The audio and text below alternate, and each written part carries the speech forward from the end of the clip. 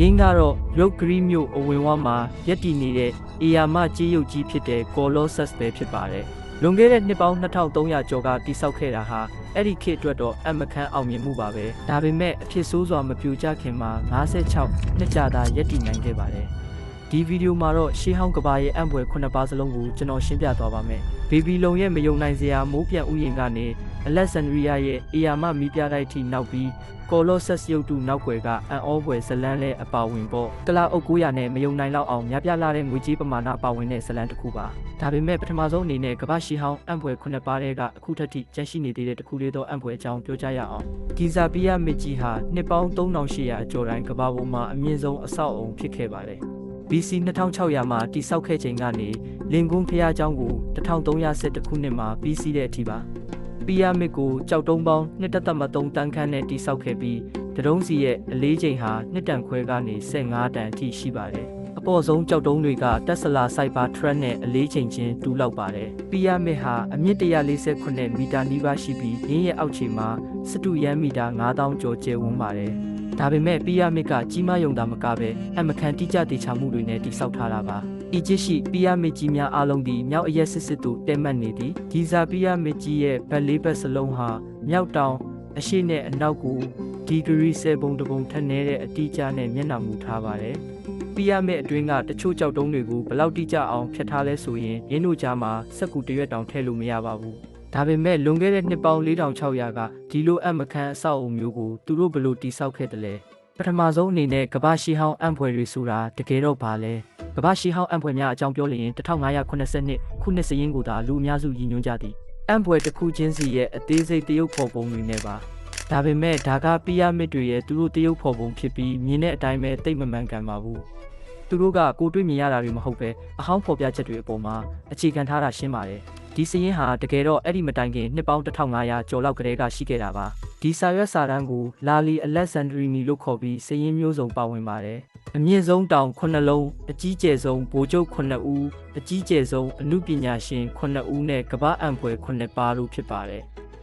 အဲ့ဒီအချိန်ကအီဂျစ်ရဲ့မြို့တော်နဲ့အသိပညာဗဟိုဌာနဖြစ်တဲ့အလက်ဇန်ဒရီယာမှာ BC 200ဝန်းကျင်ကစတင်ပေါ်ပေါက်ခဲ့တာပါဂီဇာမှာဖာရိုကူဖူးဟာဂူဘေးမှန်ဆောက်ဖို့အမိန့်ပေးခဲ့တယ်ဒါဟာတမိုင်းမှာကြီးကျယ်ခမ်းနားဆုံးနဲ့အလုံးကျုံဆုံးအဆောက်အအုံဖြစ်လာမှာပါကူဖူးရဲ့ရုပ်အလောင်းကိုထားရှိဖို့နဲ့သူ့ရဲ့ရတနာတွေကိုထာဝရလုံခြုံအောင်တင်စီထားမယ့်နေရာတစ်ခုပါသူကအလုသမား2500ကိုစုဆောင်းခဲ့ပြီးပြီးစီးဖို့အနှစ်20ကြာမဲ့တိဆောက်ရေးကိုစတင်ခဲ့ပါတယ်ပီယာမစ်ကြီးထဲမှာဆိုရင်ဂူဘေးမှန်ပေါင်းများစွာကိုအဆင့်ဆင့်တိဆောက်ထားပါတယ်အဲ့ဒီထဲမှာအကြီးဆုံးကတော့ဖာရိုဘုရင်ခုဖူရဲ့နောက်ဆုံးထာဝရအိပ်စက်ရာဘုရင်ခန်းဆောင်ဖြစ်ပါတယ်ဒါပေမဲ့ဂီဇာပီယာမစ်ကြီးကိုသူတို့ဘယ်လိုတိဆောက်ခဲ့တယ်လဲ theory မျိုးစုံရှိပေမဲ့တိကျတဲ့နည်းလမ်းကိုတော့သဘောတူထားတာမရှိပါဘူးဒီအကြောင်းအရာကတီးတန့်ဗီဒီယိုတစ်ခုစာလောက်ဖြစ်နိုင်ပါတယ်ဒါကြောင့်ဒီဗီဒီယိုအတွက်အများလက်ခံနိုင်ဆုံး theory တွေကိုပဲကျွန်တော်အာရုံစိုက်သွားပါမယ်ပထမဆုံးအနေနဲ့ပီယာမစ်တိဆောက်ဖို့အတွက်သူတို့ပစ္စည်းတွေလိုအပ်ပါလိမ့်မယ်ထုံးကြောက်နဲ့ကြောက်စစ်ကြောက်အမြောက်များကိုလိုအပ်ခဲ့ပါတယ်ဒီကြောက်များစုကဒေတာခံပိုင်းတွေကနေလာတာပါဒါပေမဲ့ဘရင်ခန်းဆောင်ထဲမှာတော့ကွဲပြားတဲ့ကြောက်မျိုးစားကိုအသုံးပြုခဲ့ပါတယ်ဘရင်ခန်းဆောင်ကိုတစ်ခုကိုတန်80ထိအလေးချိန်ရှိတဲ့အနီရောင်ကြောက်စစ်ကြောက်တုံးတွေကိုအသုံးပြုပြီးတိဆောက်ခဲ့တာပါဒါကဘိုးအင်း938ရဲ့အလေးချိန်လောက်ရှိပါတယ်အီဂျစ်လူမျိုးတွေဟာဒီကြောက်တုံးတွေကိုလူအင်အားနဲ့ရွှေ့ပြောင်းယုံတင်မကပဲနိုင်မြစ်ရဲ့တစ်ဖက်ဆုံးကနေတင်သွင်းခဲ့ကြတာပါအနီရောင်ကြောက်စစ်ကြောက်ဟာကီလိုမီတာ800ကျော်ဝေးတဲ့အာဆွန်ဆိုတဲ့မြို့ကနေလာတာပါဒါဟာ Los Angeles ကနေ Las Vegas ကိုကားမောင်းသွားပြီးပြန်လာတဲ့အကွာအဝေးနဲ့နီးပါးတူပါတယ်ဒီအရာမှကြောက်တုံးကြီးတွေကိုနိုင်မြစ်တစ်လျှောက်တည်ယူပို့ဆောင်ခဲ့တယ်လို့ယုံကြည်ရပါတယ်မြေပြင်ကိုညှိပြီးတာနဲ့စောက်လုပ်ရေးစတင်နိုင်ပါပြီအီဂျစ်လူမျိုးတို့သည်မြေသားရှောလန်းကြီးများကိုတိဆောက်ခဲ့ဟန်ရှိသည်ဟုအများဆုံးယူဆကြသည်တခြားအကြံပြုချက်တွေထဲမှာတော့ပီယာမစ်ကြီးပတ်လည်မှာတိဆောက်ထားတဲ့ဒီရှောလန်းလည်းပါဝင်ပါတယ်အလုသမားတွေအနေနဲ့ကျိုးတွေတိုင်တွေနဲ့စူဖားတွေကိုအသုံးပြုပြီးကြောက်တုံးတွေကိုတက်တောင့်တက်တာရွှေ့နိုင်ဖို့ရှောလန်းတွေက10ဒီဂရီထက်မပိုရပါဘူးဒါပေမဲ့ဒီနီလန်းတစ်ခုတည်းနဲ့တော့စောက်လုပ်ရေးတစ်ခုလုံးအတွက်အသုံးပြုနိုင်မှာမဟုတ်ပါဘူးရှောလန်းတွေကထိရောက်ဖို့အလွန်ရှည်နေရမယ်ဒါမှမဟုတ်အရန်မတ်ဆောက်နေရမယ်နောက် theory တစ်ခုကတော့အီဂျစ်လူမျိုးတွေဟာတန်80အထိအလေးချိန်ရှိတဲ့ကြောက်တုံးတွေကိုရွှေ့ဖို့ကြီးမားတဲ့ပြခန်းကြီးကိုအသုံးပြုခဲ့တယ်ဆိုတာပါပဲပီယာမစ်တဝက်ထိရှောလန်းဆောက်ပြီးအလုသမားတွေဟာကြောက်တုံးကြီးတွေအတွက်လမ်းဖောက်ခဲ့တယ် ကြောက်တုံးတစ်ခုစီကို Grand Gallery ထဲကအလေးချိန်ညှိတုံးနဲ့ဆက်သွယ်ထားတယ်။ဒါကအီဂျစ်လူမျိုးတွေကိုယူဘတ်ဗေဒကိုအသုံးချနိုင်စေပြီးလေးလံတဲ့ကြောက်တုံးတွေကိုရွှေ့ရလွယ်ကူစေပါတယ်။ဗရှင်းပြချက်တစ်ခုမှတက်သေးမပြနိုင်သေးပါဘူးပြီးတော့ဒီလိုဝက်ချက်ကပီရမစ်ကြီးကိုဒီလောက်အံ့ဩစရာကောင်းစေတဲ့အစိပ်ပိုင်းတစ်ခုပါ။ကျွန်တော် Opera ကိုအသုံးပြုနေတာတန်ကြပါပြီ။ဘာကြောင့်စမ်းကြည့်တင်လဲဆိုတာဒီမှာကြည့်ပါ။ Opera မှာဗီဒီယိုဖပါပါတယ်။ဇညွှန်းရေးရင် YouTube ကြည့်တဲ့အခါဒါကတကယ်ကိုအဆင်ပြေပါတယ်။ဗီဒီယိုတွေကိုခွဲထုတ်ပြီး browser အပြင်ဘက်အထိပါကြည့်လို့ရပါတယ်။ Opera ရဲ့ Tablet Link တွေကလည်းအရန်ကောင်းပါတယ်။ ဆောင်းပါးတွေဗီဒီယိုတွေ asset တွေ 3D နဲ့သုတေသနတွေလိုမျိုးဆက်နေတဲ့ထားတွေကိုစနစ်တကျဖြစ်အောင်စုဖွဲ့ပေးပါတယ်။အလွယ်တကူခောက်လိုက်ချဲ့လိုက်လုပ်နိုင်ပါတယ်။ browser ကိုလည်းစိတ်ကြိုက်ပြင်ဆင်နိုင်ပါတယ်။မှောင်တဲ့ဇလန်းရေးရင် marriage ဖန်တီးစိတ်ကူးရရင်တော့ midsummer ကိုသုံးရတာသဘောကျတယ်။ Opera ကိုစမ်းသုံးချင်ရင် description ထဲက link ကို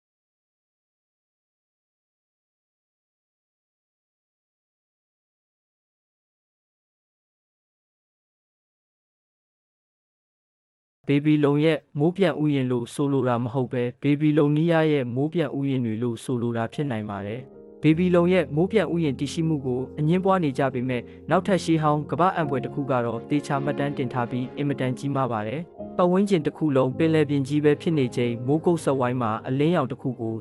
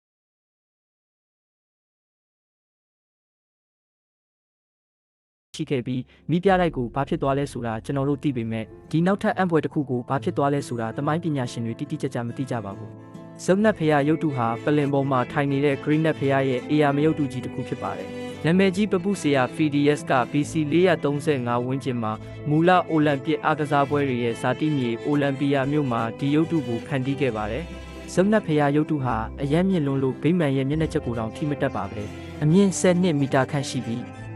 းရုပ်တုကိုရွှေနဲ့ဆင်ဆွဲအမြောက်များအသုံးပြုပြီးပြုလုပ်ထားပါတယ်။အချို့သောအရင်းမြစ်တွေမှာရုပ်တုရှိမှစီကံတစ်ခုထားရှိပြီးပုံမြင့်တရောင်ထင်ရအောင်လုပ်ထားတယ်လို့ဖော်ပြကြပါတယ်။ရုပ်တုဟာအလွန်ဈေးကြီးပြီးလှလှပပဖန်တီးထားတယ်လို့မြင်ကြပါတယ်။ဥပမာအနေနဲ့တက္ကနီကဗေဒပညာရှင်အပစ်တီတက်စ်ကဇက်နတ်ဖရာရုပ်တုကိုမြင်ဘူးမှသာပျော်ရွှင်စွာသိဆုံးနိုင်မယ်လို့ယုံကြည်ခဲ့ပါတယ်။ဒါဆိုဒီလောက်လှပတဲ့အရာကဘယ်လိုလုပ်ပြီးပျောက်ကွယ်သွားနိုင်တာလဲ။ရုပ်တုကိုဘာဖြစ်သွားလဲဆိုတာသမိုင်းပညာရှင်တွေလုံးဝသိချမသိကြပါဘူး။ရုပ်တုဟာအိုလံပီယာမှာခုနှစ်922ဝန်းကျင်ကငလင်ကြောင့်ပျက်စီးခဲ့တယ်လို့ယူဆရပါတယ် break time ဒါပေမဲ့ဒါကိုအတည်ပြုဖို့အပျက်စီးဘာမှမကြံရစ်ပါဘူးဒါပေမဲ့7ရာစုသမိုင်းပညာရှင်တဦးက Icarus ပထမ Theodosius ဟာရုပ်တုကိုအိုလံပီယာကနေနောက်ပိုင်းခေတ်သစ် Istanbul မြို့ဖြစ်လာမဲ့ Constantinople မြို့ကိုရွှေ့ပြောင်းခဲ့တယ်လို့ဆိုပါတယ်ခုနှစ်391ဝန်းကျင်မှာ Icarus ပထမ Theodosius ကခရစ်ယာန်ဘာသာကိုမိတ်ဆက်ခဲ့တာကြောင့်အိုလံပီယာမှာ Greek နတ်ဖရာရုပ်တုကိုလက်မခံကြတော့ပါဘူးရင်းရဲ့နေရာတစ်ဟာအစစ်မြစ်အရာရှိနဲ့အမှုပညာစုဆောင်းသူတဦးပိုင်ဆိုင်တဲ့ Lossos နန်းတော်မှာလို့ဆိုကြပါတယ်။နောက်ပိုင်းမှာတော့ရုပ်တုဟာ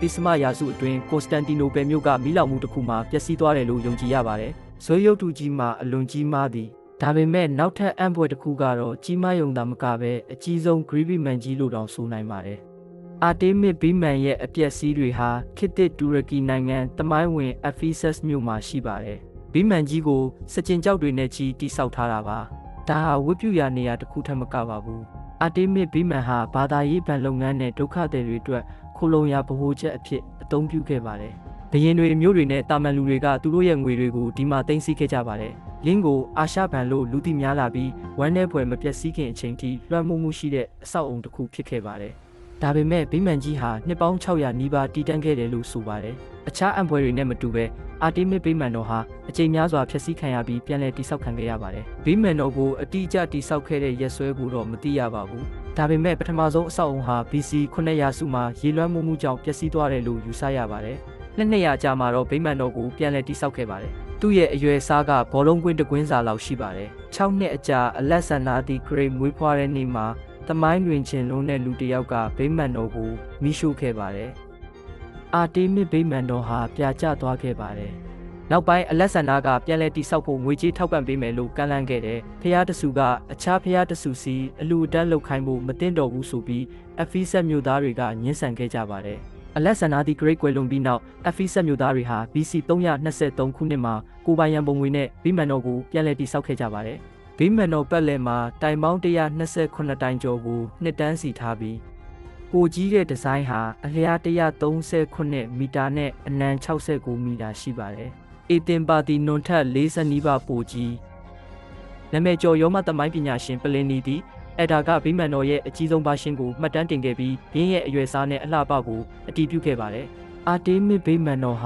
အမခန်းမြင်ကွင်းတစ်ခုဖြစ်ခဲ့မှာပါ။ဒါပေမဲ့ကီလိုမီတာ200သာဝေးတဲ့နောက်ထပ်အဆောက်အုံတစ်ခုနဲ့ဘယ်လိုရှင်းနိုင်မလဲဆိုတာတွေးစရာပါပဲ။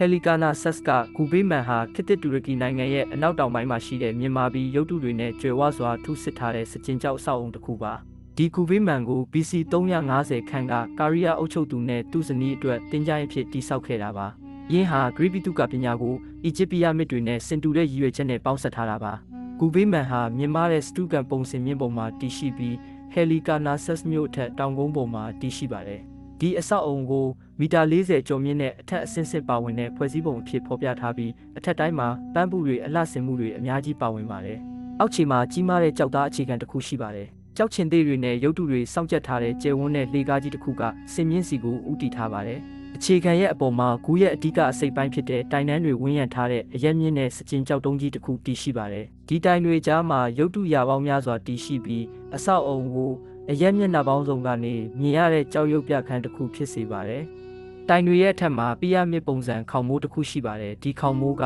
ဂူဗိမာန်ကိုတခြားဂရိဘုရားကျောင်းတွေနဲ့ကွဲပြားစေတာပါ။အပေါ်ဆုံးမှာတော့မြင်းလေးကောင်ဆွဲတဲ့ကြီးမားလာတဲ့ယထာလုံးကြီးတစ်ခုတည်ရှိပါတယ်။ဒါပေမဲ့ဂူဗိမာန်ကြီးဘာဖြစ်သွားလဲ။ 1100နဲ့1400ပြည်လွန်နှစ်များအတွင်းငလင်လှုပ်ခတ်မှုကြောင့်အဆောက်အအုံပျက်စီးခဲ့သည်ကြံရစ်တဲ့ပံ့ပိုးအချို့ကိုလန်ဒန်မြို့ကဗြိတိရှပြတိုက်မှာအခုအခါပြသထားပါတယ်ဒါပေမဲ့ဂူဘေးမန်တွေကအေယာမစကျင်ကြောက်ကောင်းတလားကြီးကိုတော့ဘယ်တော့မှရှာမတွေ့ခဲ့ပါဘူးမဆိုလုံဟာအရန်လွှမ်းမိုးမှုရှိလို့မဆိုလုံဆိုတဲ့စကားလုံးကကြီးမားပြီးခမ်းနားတဲ့ဂူဘေးမန်ဆိုတဲ့အတိတ်ပဲဖြစ်လာပါတယ်နောက်ထပ်အံပွဲတစ်ခုဖြစ်တဲ့ Colossus of Rhodes လိုပါပဲအလက်ဆန်ဒါဒီဂရိတ်ကွယ်လွန်ပြီးနောက်စစ်ပွဲတစ်ခုစတင်ခဲ့ပါတယ်အလက်ဆန်ဒါရဲ့စစ်သူကြီးတွေအချင်းချင်းတိုက်ခိုက်ကြပြီးအင်ပါယာဟာစက္ကန့်သူတွေရဲ့စစ်ပွဲတွေတန်ကိုခံစားခဲ့ရပါတယ်စစ်ပွဲကြားမှာ Rhodes ဟာကုန်သွယ်ရေးမြို့တော်အနေနဲ့ကြီးပွားလာပါတယ်ဂရိအီဂျစ်နဲ့အာရှကြားမှာနေရာကောင်းမှရှိတဲ့အတွက်ရှေးခေတ်ကမ္ဘာမှာအရေးပါဆုံးကုန်သွယ်ရေးဗဟိုချက်တွေကတစ်ခုဖြစ်လာပါတယ်ဒါပေမဲ့ရန်သူတွေအတွက်အရေးပါတဲ့ပြစ်မှတ်တစ်ခုလည်းဖြစ်လာပါတယ် BC 305မှာ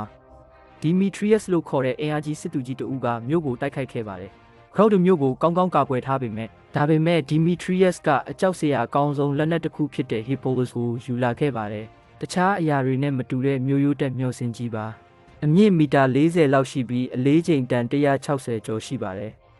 ဝေးလငါးပြတကောင်ရဲ့အလေးချိန်နဲ့အတူတူလောက်ပါပဲတိုက်ခိုက်မှုတွေကတစ်နှစ်နီးပါးကြာခဲ့ပါတယ်နောက်ဆုံးတော့ Rhodes ကိုတိုက်တဲ့စစ်ပွဲကကုန်ကျစရိတ်အများများလာပါတယ်Demetrius လက်လျှော့လိုက်ပြီးတူးတက်တွေရုပ်သိမ်းသွားတယ်Rhodes မြို့သူမြို့သားတွေကစစ်တလင်းကကြေးတန်တဲ့တပ်ထုတွေကိုစုဆောင်းခဲ့ကြပါတယ်အားလုံးအရေးကြိုပြီးအစုပ်တဲ့ဖြစ်ရောင်းလိုက်တယ်စုစုပေါင်းတန်မိုးကငွေ300တဲလင်းလောက်ရှိပြီးရှေးခေတ်ကဘာမှာကြီးမားတဲ့ချမ်းသာကြွယ်ဝမှုပါဒီနေ့ခေတ်ငွေနဲ့ဆိုရင်ဒေါ်လာတန်ပေါင်းများစွာတန်ကြေးရှိတယ်လို့ခန့်မှန်းရပါတယ်ဒီစီးစိမ်နဲ့ Rhodes မြို့သူမြို့သားတွေကနေနက်ဖျား Helios ကိုဂုံပြုဖို့တခြားနဲ့မတူတဲ့ရုပ်တုတစ်ခုကိုတိစောက်ဖို့ဆုံးဖြတ်ခဲ့ကြတဲ့မြို့ကိုသိမ်းပိုက်ဖို့စူးစမ်းခဲ့တဲ့လက်နက်ကြီးလိုခမ်းနားတဲ့အရာတစ်ခုပါအေယာမရုပ်တုကြီးကိုတိစောက်ဖို့ကျွန်းပေါ်မှာရှိတဲ့အကောင်းဆုံးပပုဆရာကိုငှားရမ်းခဲ့ပါတယ်သူ့နာမည်က Cares of Landos ပါဆောက်လုပ်ရေးစတင်ခဲ့ပြီး7နှစ်နဲ့ကြာမြင့်ခဲ့ပါတယ်ရုပ်တုကြီးဟာအေယာမကြောက်ခုံကြီးတစ်ခုပေါ်မှာမတ်တက်ရက်နေတယ်ပြီးတော့ရုပ်တုကြီးဟာ30နှစ်မီတာလောက်မြင့်တယ်လို့ဆိုကြပါတယ်ရုပ်တုအသားရည်အတွက်ကြေးကိုတုံးထားတယ်ရုပ်တု BC ဖို့ Cares of Landos ကမြေသားဆောင်လမ်းကြီးတစ်ခုတိစောက်ခိုင်းခဲ့တယ်ကံမကောင်းစွာနဲ့ပဲ Colossus ကြီးဟာအချိန်ကြာကြီးမတည်တံ့ခဲ့ပါဘူး BC 226မှာသူ BCB 56နှစ်အကြာမှာပြင်းထန်တဲ့ငလင်တစ်ခုက Rhodes ကျွန်းကိုဝဲခတ်ခဲ့ပါတယ်ရုပ်တုကြီးကဒူးနေရာကနေကျိုးကျပြီးပြိုကျသွားခဲ့ပါတယ်အံ့ဩစရာကောင်းတာက Rhodes ကလူတွေဟာရုပ်တုကိုပြန်မဆောက်ခဲ့ကြပါဘူးကျိုးပဲ့နေတဲ့အပိုင်းစားတွေကိုမြေကြီးပေါ်မှာဒီတိုင်းထားခဲ့ပြီးပျက်စီးနေတဲ့တိုင်အောင်ရုပ်တုကြီးကနာမည်ကြီးနေစေပါလူတွေဟာအဲ့ဒီနေရာကိုနှစ်ပေါင်း800ကျော်ကြာဆက်လက်လာရောက်လည်ပတ်ခဲ့ကြပြီးရုပ်တုပြက်ကြီးကခီးသွားတွေကိုဆွဲဆောင်နိုင်တဲ့နေရာတစ်ခုဖြစ်လာခဲ့ပါတယ်ဒါဆိုဒီနေ့ခေတ် Rhodes မှာဘာမှမကြံတော့တာလဲAD 653ခုနှစ်မှာအာရက်တပ်ဖွဲ့တွေက Rhodes ကိုသိမ်းပိုက်ခဲ့ပါတယ်ကော်လိုဆက်ရုပ်တုကြံအပိုင်းကိုအရေးကြိုရောင်းချခဲ့ကြသည်ဇလန်အရဆိုရင်တော့အဲ့ဒီတပ်ထုတွေကိုကလားအုပ်အကောင်900ကျော်နဲ့တည်ဆောင်သွားခဲ့ပြီး Rhodes မြို့မှာဒန်နာရီလာရုပ်တုကြီးရဲ့ဖော်ပြချက်တွေသာကြံရစ်ခဲ့ပါတော့တယ်လေးလာစရာအပြက်စီးတွေမကြံတော့တဲ့အတွက် Rhodes ရုပ်တုကြီးရဲ့ပုံရိပ်ကိုစိတ်ကူးရင်ဖန်တီးမှုများစွာနဲ့ရေးဆွဲခဲ့ကြပါတယ်ရုပ်တုကြီးကိုခြေကားရရက်နေပြီးအောက်မှာတင်းမောတွေဖြတ်တန်းသွားလာနေတဲ့ပုံစံမျိုးမကြာခဏဖော်ပြလေးရှိပါတယ်ဒါပေမဲ့ကျွမ်းကျင်သူတွေကအဲ့ဒီခေတ်ကတိစောက်မှုပုံစံအရဒါဟာမဖြစ်နိုင်ဘူးလို့ဆိုကြပါတယ်ရုပ်တုဟာစိတ်ကမ်းပေးမှာရက်နေဖို့ပိုများပါတယ်အလွန်ကြီးမားခမ်းနားလာသဖြင့်တင်မောသားများပင်ညင်းအောက်မှရွက်လွင့်နေရတဲ့ကဲ့သို့ဖော်ပြလောက်ပေသည်ဒီဗီဒီယိုကိုစိတ်ဝင်စားတယ်ဆိုရင်ပုံပေမျိုးရဲ့နောက်ဆုံးနာရီများအကြောင်းကျွန်တော်ဗီဒီယိုကိုကြိုက်ကြလိမ့်မယ်လို့ထင်ပါတယ်ကြည့်ရှုပေးတဲ့အတွက်ကျေးဇူးတင်ပါတယ်စာရင်းသွင်းဖို့လည်းစဉ်းစားပေးပါဦး